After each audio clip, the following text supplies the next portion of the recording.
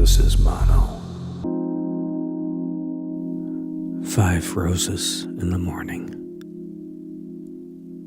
Stephen Dunn.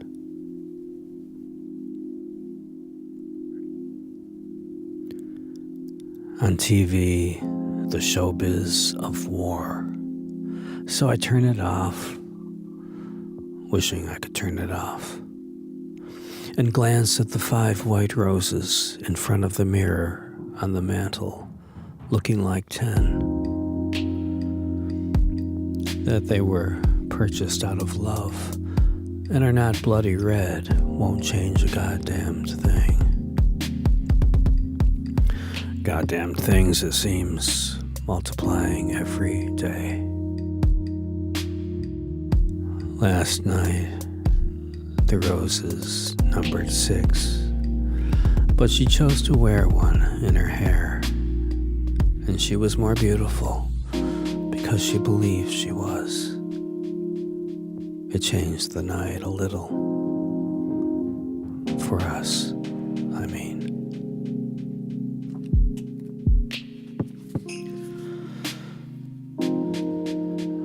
The Mystery of the Pears.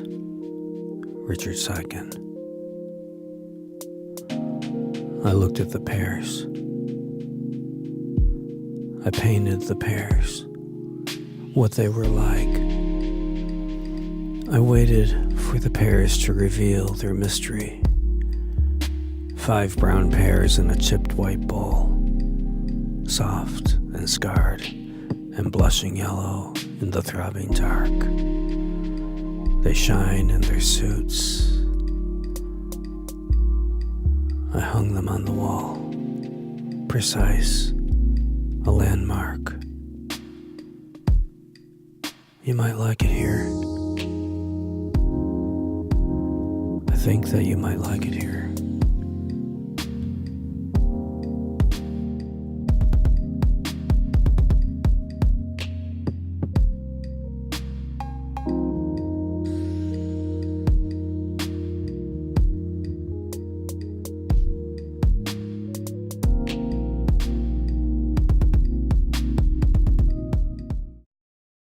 This is Mono, the soliloquy of the appliance repairman, B.H. Fairchild. They bring me their broken toasters, chrome dulled and shorted on lumps of grease, twisted mixmasters with mangled blades and bent spindles, punch drunk and beaten into an early grave. And I, healer and name brand magician, I must raise them from the dead, prop them up and coax their failed motors into the life signs of hum and whir. They go out, they come back, these wounded, cracked, plastic and chrome marvels of the mediocre,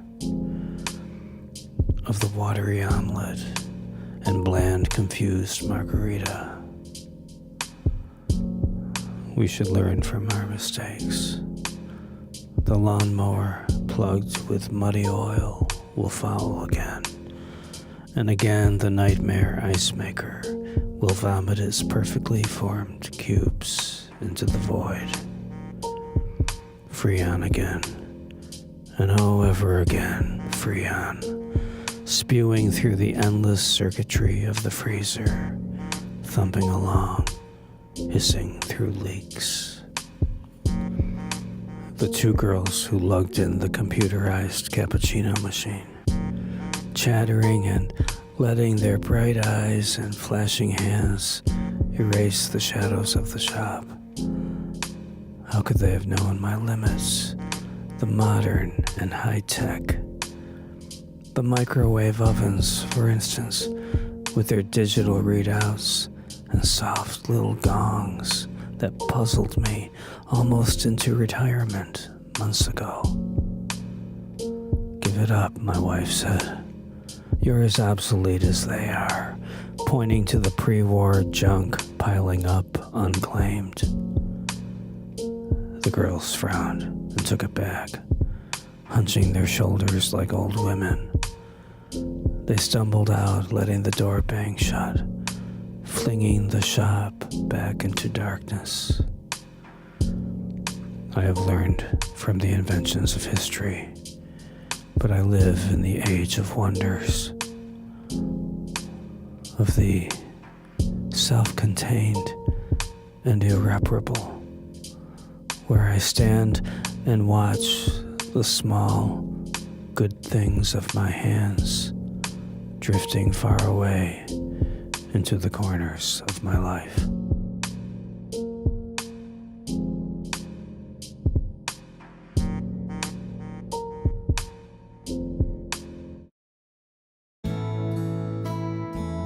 Cloud, Matthew Dickman. I found a white piece of paper with your name on it, your old phone number written in the dark loop of your handwriting. I was standing outside a restaurant, watching this one cloud float by like foam on a pint of beer, and thinking about how good you've become at not being here anymore. How you finally broke like a storm across the sky of everything. The clouds are not moving in slow motion. In fact, the clouds are very fast and have somewhere to go, some tornado or other to take care of, to urge on. This cloud is a rain cloud with a razor in its pocket. It has followed me around all day. And all day, clouds rose above my head and disappeared as I lit and relit a cigarette. The smoke looked like the blue eyes of a fish, a metal blue ruining the sky. I remember lying down on the roof of the Portlandia building, my high school girlfriend throwing pennies off the side because she heard somewhere that it could kill a person if it fell far enough, and asking me if I could be anyone, who would I be?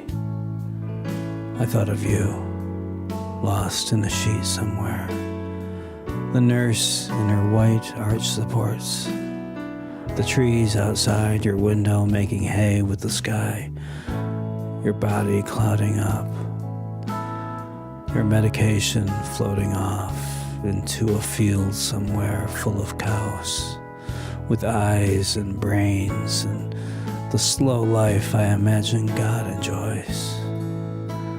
Because when it comes to God, his hospital is a field, his imagination a bovine.